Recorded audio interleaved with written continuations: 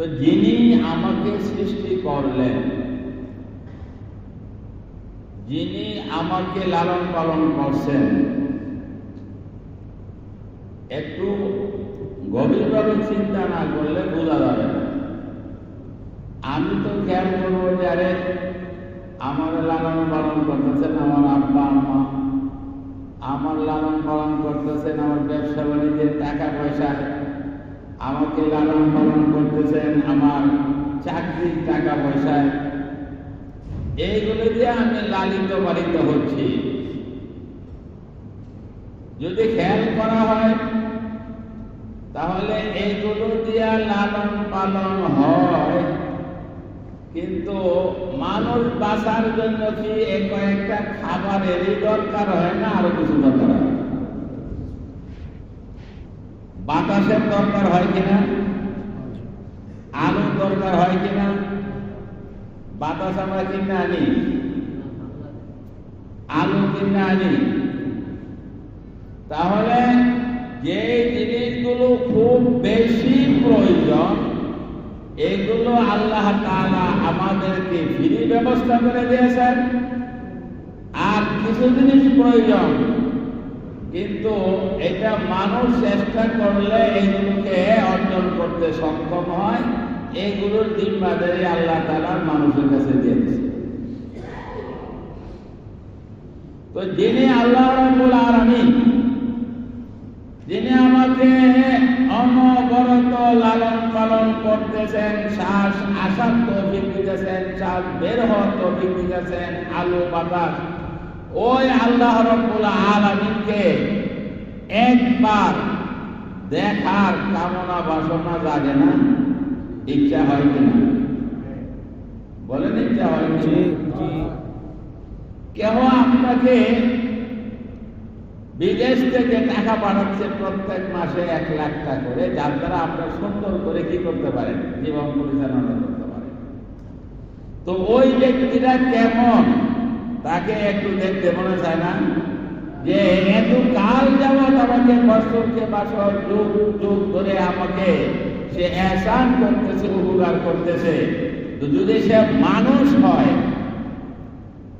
প্রকৃত মানুষ হয়, তখন তাকে ওই যিনি উপকার করে তাকে দেখার একটু চিন্তা জাগবে কিনা?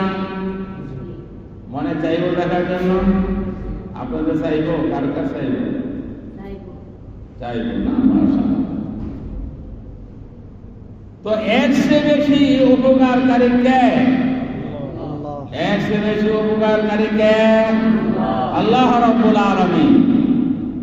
তাকে দেখতে মনে চায়? কার কাছে দেখতে মনে চায়? চায়। আল্লাহ তুমি চাওয়াকে কবুল করুন। তো এখন কাদের মনে চাইল? যারা এটা বিশ্বাস করে যে আমার একজন স্রষ্টা আছে, আমার একজন রব আছে, আমার একজন মৃত্যুদাতা আছে, জীবনদাতা আছে। যে বিশ্বাস করে যে আমার এমন একজন আছে, তারই তো ওই সত্তার সঙ্গে দেখা করার ইচ্ছা জাগবে। আর যার এই বিশ্বাস আছে তাদেরকে বলা হয় মুমিন। তাদেরকে বলা হয় কি? মুমিন। তাদেরকে বলা হয় মুসলমান। তাদেরকে বলা হয় ঈমানদার। তাদেরকে বলা হয় ঈমানদার বলা হয়। যারা এই ঈমান আনলো, যারা এই বিশ্বাস স্থাপন করলো, এই পক্ষ থেকে যখন ঈমান আনা হলো, আল্লাহ রাব্বুল আলামিনের পক্ষ থেকেও এই বান্দার প্রতি ভালোবাসা শুরু হয়। কি শুরু হয়? ভালোবাসা শুরু হয়। তারও ইচ্ছা আল্লাহর সঙ্গে আমি সাক্ষাৎ করব। আল্লাহরও ইচ্ছা তারে আমি সাক্ষাৎ দিব। সুবহানাল্লাহ। তবে এখনই না, বরং আরো কিছু স্টেজ অতিক্রম করার পরে। তুমি যে আমাকে দেখতে চাও, সুতরাং আমার উপর বিশ্বাস স্থাপন করছ ঠিক, কিন্তু আমার কথা মানার যোগ্যতা আছে কিনা। নামাজ ফরজ করে দিয়ে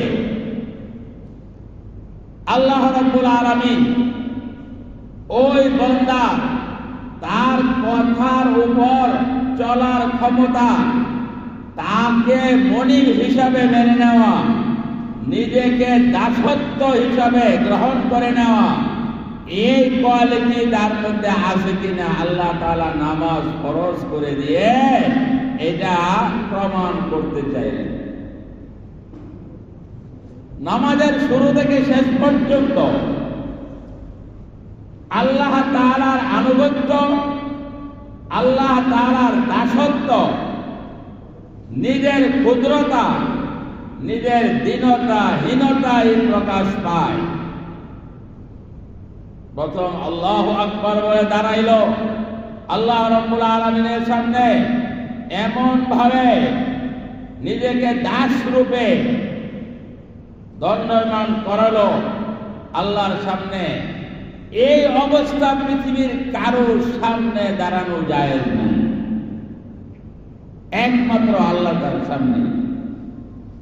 কোন বাদশার সামনে, কোন পীর আউলিয়ার সামনে, এমনকি নবীর সামনেও এইভাবে দাঁড়ানোটা জায়েজ নাই। কারণ একমাত্র কার সামনে দাঁড়াবে? আল্লাহ রাব্বুল আলামিনের সামনে দাঁড়াবে। রুকু দিয়া আরেকটু আল্লাহ তাআলার কাছে যাবে, ক্ষুদ্র, আমি কিছুই না প্রকাশ করিল। সেজদা দিয়া এটা কমপ্লিট করল। নিজের সবচেয়ে সম্মানিত অঙ্গ হইল কপাল, মাথা। সেই কপাল আর মাথাটা জমিনের মধ্যে ঠেকা দিয়া মুখে মুখে স্বীকার করলো, সুবহানা রব্বিয়াল আলা, হে আল্লাহ, আপনি হলেন পাক ও পবিত্র, আপনি হলেন সর্ব উচ্চ ক্ষমতার অধিকারী, আমি হইলাম সর্বনিম্ন, আমি ক্ষুদ্র। মাটির মধ্যে মাথা ঠেকায়া এরপরে আমরা বলি আল্লাহ রাব্বুল আলামিন বলেন, হ্যাঁ, আমার আনুগত্য এবার প্রকাশ পেল, আমার ভক্ত তুমি হইলা।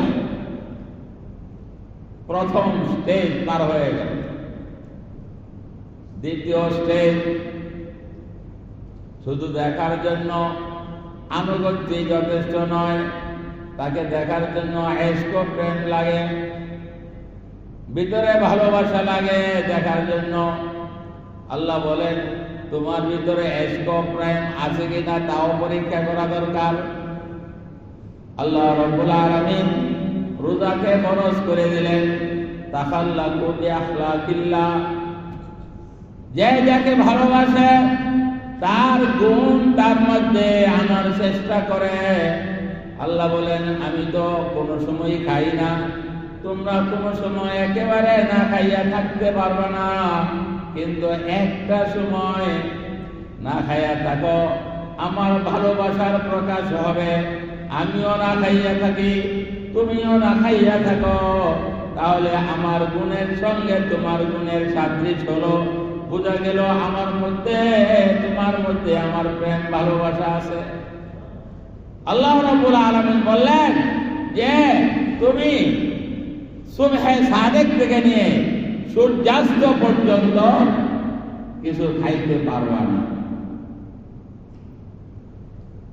দিনের শেষ বেলা আসরে জোহরের পর থেকে শুরু হয়, আসর পর্যন্ত, মাগরিব পর্যন্ত ক্ষুধা লাগে।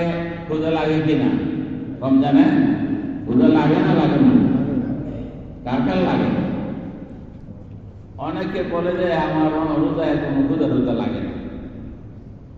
তো রমজান দিয়েছে ক্ষুধা না লাগার জন্য, আল্লাহ তো দিয়েছে ক্ষুধা লাগার জন্য। ক্ষুধা লাগলে এনে ফায়দা, বেটাগিরি নয়, ক্ষুধা লাগাটা ভালো। আল্লাহ রাব্বুল আলামিন বলেন, হে আমার বান্দা, আমার জন্য তুমি না খাইয়া থাকতেছ, বিকাল বেলা যখন তোমার ক্ষুধা লাগে আর কিছু পেটের মধ্যে খাওয়ার জন্য দাও না, তখন যে হজম করে যে পর্দাগুলো, খাবার যখন মানুষের ভিতরে যায় তখন ভিতরে এরকম দুটা পর্দা আছে, সব সময় কি এরকম করতে থাকে। খাবার থাকলে এই খাবারটাকে ফিনিশ করে, এত মজবুত মজবুত খাবার দেয়, এগুলো কোনোটা পানি হইয়া যায়, কোনোটা একেবারে মসৃণ হইয়া নিচ দিয়া বের হয়ে যায়, যায় কিনা, আবার কোনোটা রক্ত হয়ে যায়, সাহস বাড়ায়। তাহলে কি যন্ত্র ওইখানে আছে ডাক্তাররা জানেন, আমরা সবাই জানি না। এত বড় মেশিন এখানে ফিট করা নাই যে এখানে সুইচ দিতে হয়, বরং অটো মেশিন আছে। ওই জায়গায় যদি খাবারগুলো যায় তাহলে দুইটা পর্দা এমন করতে থাকে, খাবার যতক্ষণ থাকে তখন সেটাকে ফিনিশ করে, খাবার যখন না থাকে অটো বন্ধ হয়ে যায় না, ওইটা এমন করতেই থাকে।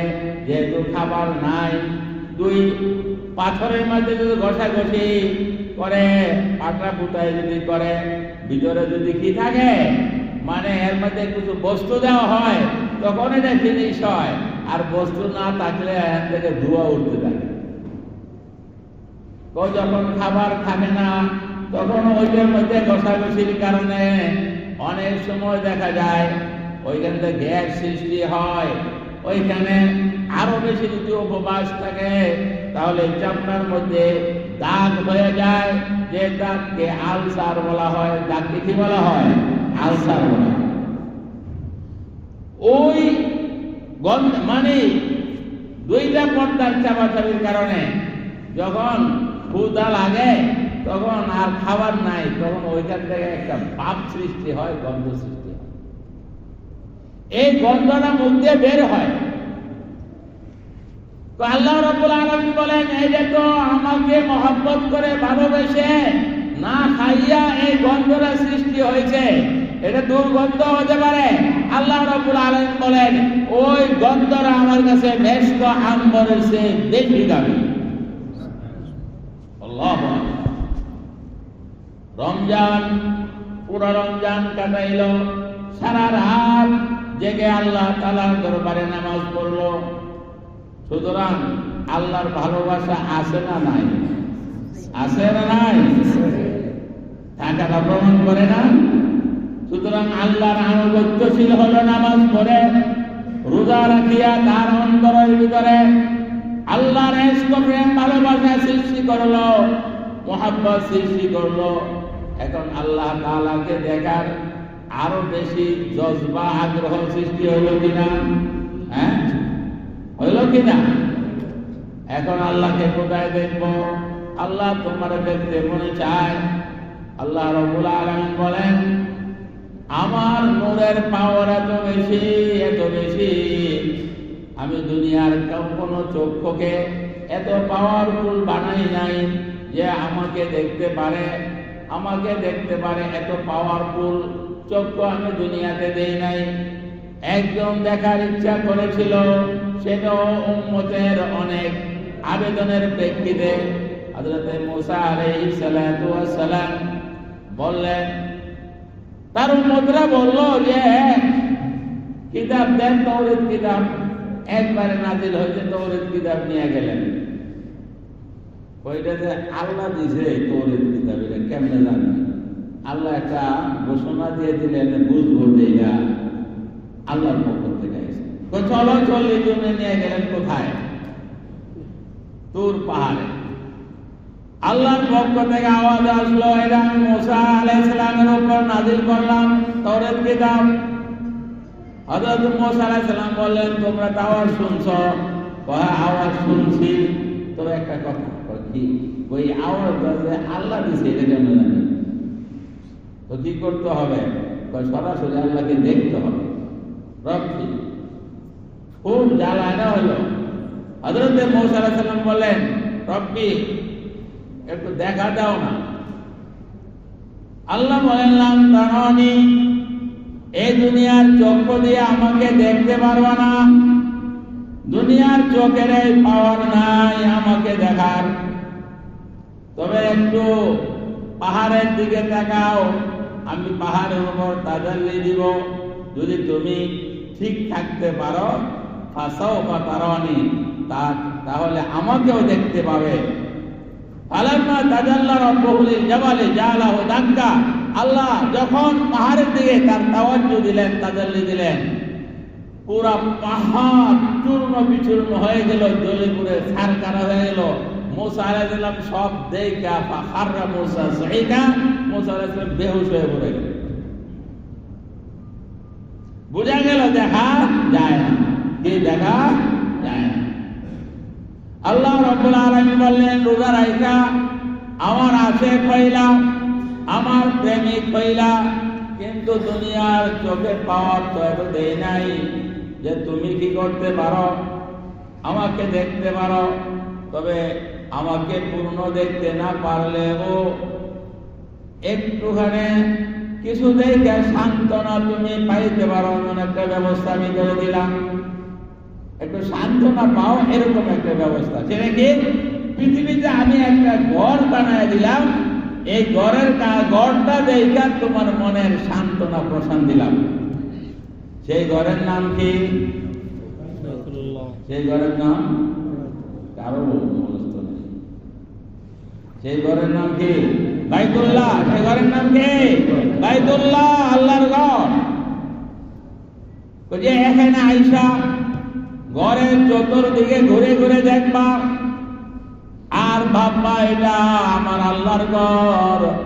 আল্লাহকে তো দেখতে পাওয়া যাবে না দুনিয়ার চোখ দিয়া, কিন্তু আল্লাহর ঘরকে দেখিয়া দেখিয়া আমি প্রশান্তি লাভ করব। আল্লাহর ঘরের চতুর্পাশে ঘুরে ঘুরে আমার দিলকে ইতমিনান দিব।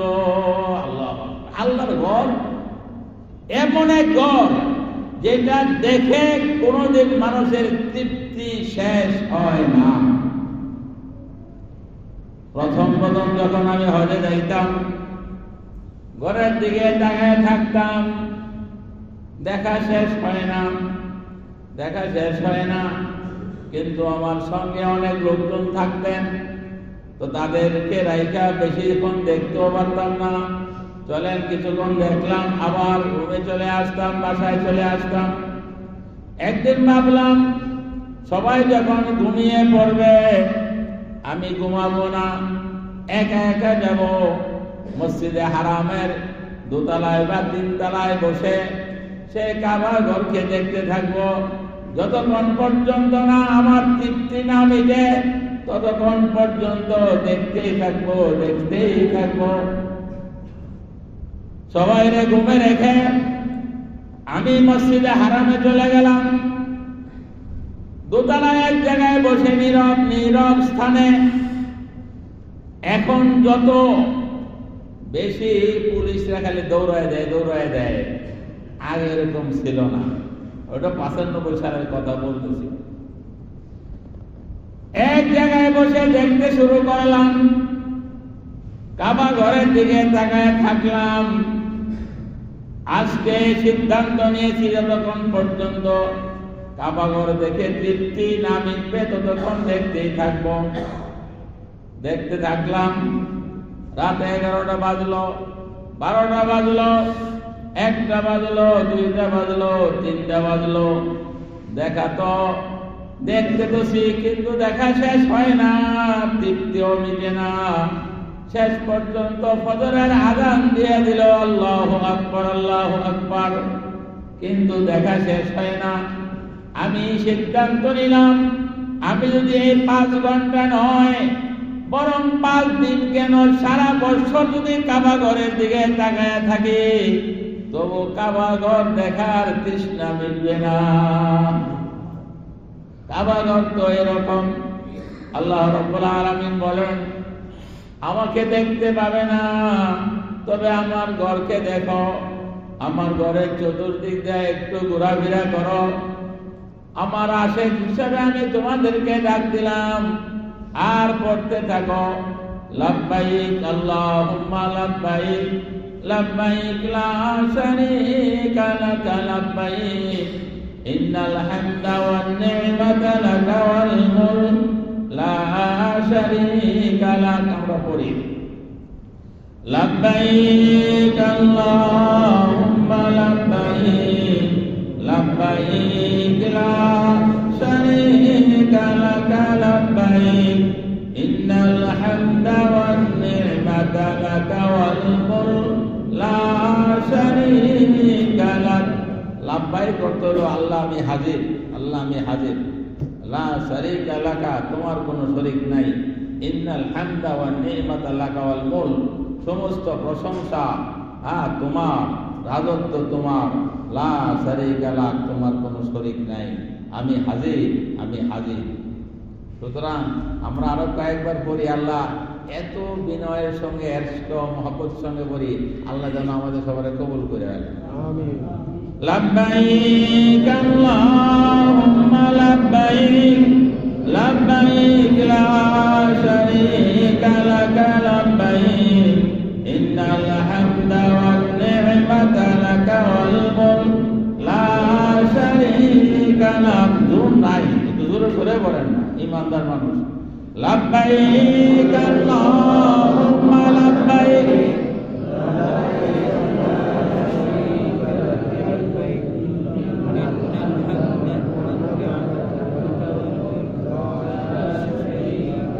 লাব্বাইক আল্লাহুম্মা লাব্বাইক, লাব্বাইক লা শারীকা লাকা লাব্বাইক, ইন্নাল হামদা ওয়ান নি'মাতা লাকা ওয়াল মুলক, লা শারীকা লাক। আমরা এখন আফতারনগর মসজিদে নই, আমরা এখন দিলে দিলে আছি বাইতুল্লাহর আশেপাশে। কোথায়? যারা আপনারা হজে গিয়েছেন তাদের চিত্র তো, হজের চিত্র আপনাদের সামনে আছে, মনে মনে খেয়াল করেন ওইটার কথা। যারা আমরা এখনো যেতে পারি নাই তার অন্তরেও একটা চিত্র আছে। কাবা ঘরে মনে হবে, কাবা ঘরের 70 মাতাম এরকম হবে, সাই সাফা বাইনাল মারওয়া এরকম হবে, মিনা এরকম হবে, মুজদালিফা এরকম হবে, আরাফার ময়দান এরকম হবে। আর হৃদয়ের জগতে, মনের জগতে আমি আফতারনগর নাই, আমি কাবা শরীফে আছি, আল্লাহর ঘরে যাওয়ার জন্য পাগল পারা হইয়া আছি। আল্লাহু আকবার, আল্লাহু আকবার। যাদের মধ্যে ইশক প্রেম থাকবে না, কাবা ঘরের চতুর্পাশে দিয়া ঘুরলে সে কোনো মজা পাবে না। আমরু আলা দিয়ারি দিয়ারি লাইলা, উকাব্বিলু জাল জিদার জাল জিদার, ওমা হুব্বু দিয়ারি শাগাফনা কলবি, ওয়ালাকিন হুব্বু মান সাকানা দিয়ারা। আপনারা অবশ্যই লাইলি মজনু কিসা শুনছেন না? তো মজনু একটা মাটির ঘরের চতুর্পাশে দিয়া ঘুরতেছে, আর এই ঘরকে মাঝে মাঝে চুম্বন দেয়। মানুষ বলে, আরে পাগল কোথাকার, এর তো মাটির একটা ঘর, এর চতুর্পাশে ঘুরতেছ আর এর চুমা খাইতেছে, কিন্তু কি লাভ? কারে বলে? মজনুরে বলে। তুমি কেন? মজনু বলে, তোমরা দেখতেছো জাহিরি একটা মাটির ঘর, আমার কাছে কিন্তু একটা মাটির ঘর হিসাবে আমি চুম্বন করি না, তার পাশে ঘুরি না, এই ঘরের মহব্বতে আমি ঘুরি না। এই ঘরে আমার একজন প্রিয় ব্যক্তি যে লাইলি, সে লাইলি ঘরে বসবাস করত। লাইলির বসবাসের কারণে এই ঘরের মহব্বত আমার প্রতি, অনেক লাইলি এখানে নাই, এই জন্য তার মহব্বতে আমি চতুর্পাশে দিয়া ঘুরতেছি। আল্লাহ রাব্বুল আলামিনের ঘর সেটা, অবারিত রহমত আল্লাহ তাআলার সেই ঘরে বর্ষণ হচ্ছে। এরপরে সিদরাতুল মুনতাহা, এরপরে আরশে মহল্লা। আল্লাহ আমাকে দেখতেছেন, আল্লাহ দেখতেছেন। সুতরাং এই ইশক মহব্বত নিয়ে যে ঘুরবে, তার কাছে পৃথিবীর একসে আনন্দের স্বাদের আর কিছু হতে পারে না। হতে পারে? কি বলে? সবচেয়ে বড় আনন্দ এবং স্বাদ তার এটি হবে। কেন? তার মধ্যে ইশক মহব্বত আছে। যে ব্যক্তি আল্লাহকে বিশ্বাস করলো, ইমানদার হলো, নামাজ পড়ে আনুগত্যতা দেখাইল, রোজা রেখে তার অন্তরের মধ্যে ইশক প্রেমের সৃষ্টি করলো, মহব্বত ভালোবাসার সৃষ্টি করলো। এরপরে সে আল্লাহর ঘরে গেল। আল্লাহ বলেন, আমার ঘরে আসার জন্য তো কিছু টাকা পয়সারও দরকার। সুতরাং আল্লাহ তাআলা টাকা পয়সার ব্যবস্থা করে দিয়া বললেন, তোমার উপর খরচ করে দিলাম, তোমার আসতেই হবে, যদি না আসো তোমাকে আমি বিচার করব। বাকি যারা আমি এই এবিলিটি দেই নাই, তোমরা যদি এশকের চূড়ান্ত পর্যায়ে দেখাইতে পারো, টাকা পয়সা লাগবে না, তোমাদেরও একটা ব্যবস্থা করে দিব। কি বলেন, দেয় কি না? বহুত আলেম ওলামা বাতিক তার কি নাই, তেমন কিছু সামর্থ্যই নাই, প্রত্যেক বছর হবে যায়। আমাদের এখানে হযরত মাওলানা জাফর আহমদ সাহেব দামাত বরকাতুহুম, উনি প্রত্যেক বছরে হজে যায়। এর অর্থ এই নয় যে উনি হাজিদেরকে নিয়ে যান, সেই লাভ থেকে উনি যান, উনি কোনো হাজি টাজি নেন না। ওনারে কোনো কোম্পানি নিতে পারলে সেই কোম্পানি নিজেকে সৌভাগ্যবান মনে করে। উমরা যায় কয়েকবার, পুরা ফ্যামিলি সহ যান, আবার হজে যান প্রত্যেক বছর। তো টাকা পয়সা বেশি হওয়ার কারণে না, কারে রাজি করছে? আল্লাহকে রাজি করে ফেলছে। আল্লাহ বারবার তাদেরকে নিতেছে। এরকম একজন নয়, বহু মানুষ, হাফিজ হুজুর রহমতুল্লাহ আলাই 55 বার হজ করেছে। আল্লাহু আকবার। আল্লাহ মানুষ হুজুর একবার হজ করে তো ফরজ, এরপর নফল হজ তো করা জরুরি না, না জরুরি না। এই টাকাটা যদি নফল হজের টাকাটা গরিব মিসকিনদের বন্টন করে দেওয়া হয়, এটা ভালো হয় না? কত সুন্দর শয়তান এমন ভাবে পেশ দিয়া ধরে, ছোট বড় কাজ মুশকিল এখানে। আমি তাকে বললাম, 1 নম্বরে বলেন হজে যায় নাই, নফল হজ করে নাই, ওই 5 লক্ষ টাকা আলাদা করে গরিব মিসকিনকে দান করে দিয়েছে। 2-1 মানুষের দেখান তো যে হজে যাওয়ার তার এবিলিটি ছিল, সামর্থ্য ছিল, কিন্তু হজে না গিয়া এই টাকাটা দান করে দিয়েছে, দেখান। চুক্তি করতে দিলেন। 2 নম্বর, আল্লাহ একবার হজ ফরজ করেছেন, কিন্তু বারবার হজ করার জন্য আল্লাহ তাআলা আহ্বান করেছেন, আল উম্মারু ওয়াল হুজ্জাজু আব্দুল্লাহ, যারা উমরা করে, বারবার হজ করে, আল্লাহর প্রতিনিধি দল। তো আল্লাহ তাআলার সঙ্গে মহব্বত ভালোবাসা হইলে বারবার দেখা করতে মনে চায়, বারবার যাবে সে ওই জায়গার মধ্যে। সুতরাং এই এসকম প্রেম ভালোবাসা এদের থেকে তুমি বারণ করতে চাও।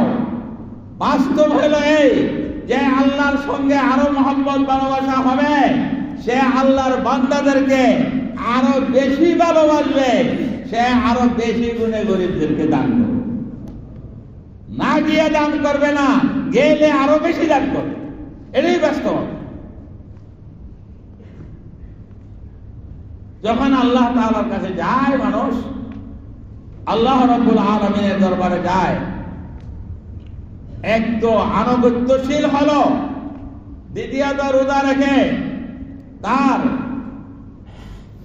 এশক প্রেম ভালোবাসা অন্তরে স্থাপন করলো, তৃতীয় নম্বরে 2টা পজিশন, কাউকে টাকা পয়সা দিয়ে বলে তোর ফরজ করে দিলাম, না গেলে আমার শাস্তি পাবে, আমার এই প্রতিদান পাবে, তোমাকে জান্নাত প্রতিদান দেব, না গেলে তুমি ইহুদি হয়ে মরো আর খ্রিস্টান হয়ে মরো, আমার কোনো এতে দায় দায়িত্ব নেই। আর যাদের আমি সামর্থ্য দেই নাই, ওরা চেষ্টা করো, চেষ্টা করলে আমি কোনো না কোনো ব্যবস্থা করে দেব। এক ব্যক্তি মদিনা যাওয়ার খুব আগ্রহ, টাকা পয়সা নাই, কি করব, হুজুরের কাছে শুনছে মদিনা এই, এরপর রাস্তা দিয়া অন্ধকারে যাইতেছে, কানে শুনি চোখে দেখি না, মনে চায় উড়িয়া যাইতাম সোনার মদিনা। এটা মুখের কথা ছিল না, তার অন্তর দিয়ে কথা ছিল আর কি। অন্তরে জ্বালা নিয়া ব্যথা নিয়ে বলতেছিল। আল্লাহ তার দোয়াটাকে কবুল করে ফেলছে। এক ফেরেশতা মানুষের শুরুর দিকে দরায়া পাঠাই দিলেন তার সামনে। এ মিয়া, আসলে কি মদিনার একদিন মনে চায়? মনে চায় মানে অবশ্যই মনে চায়। কয় আমার পিঠের মধ্যে উঠো। এটা বলা দেরি আছে, লাভ দিয়া উঠতে দেরি। বলেন সে পাগল না? মানুষের পিঠের উপরে মদিনা যাইব গা, যে পাগল ছাড়া আর কিছু? তাহলে বোঝা যায় যে পাগলে হয়েছে। এই পাগলের কথা আল্লাহ শুনছেন। ও তো মদিনায় তাকে নিয়ে গেল, আর সুন্দর করে সে সব কিছু কাজ টাজ করলো। এরপরে দেশে যাইবে না? যদি মনের মতো বলা যায় আল্লাহ তাআলার কাছে, আল্লাহ বলেন যে যা, তোর ব্যবস্থা করে দিন। আমরা যাওয়ার জন্য প্রস্তুত আছি? ইচ্ছা কার আছে? সকলের ইচ্ছা আছে? আল্লাহ তুমি সকলকে কবুল ও মঞ্জুর করে নাও। সকলকে হজ করার তৌফিক দান করো, সকলকে উমরা করার তৌফিক দান করো। আর রাসূল করিম সাল্লাল্লাহু আলাইহি সাল্লামের রওজা মুবারকে গিয়ে আসসালাতু আসসালামু আলাইকা ইয়া রাসূলুল্লাহ, আসসালাতু আসসালামু আলাইকা ইয়া হাবিবাল্লাহ বলার তৌফিক দান করো। ওয়া আখিরু দাওয়ানা আলহামদুলিল্লাহি রাব্বিল আলামিন। যারা সুন্দর করেন নাই তাদেরকে সুন্দর করেন।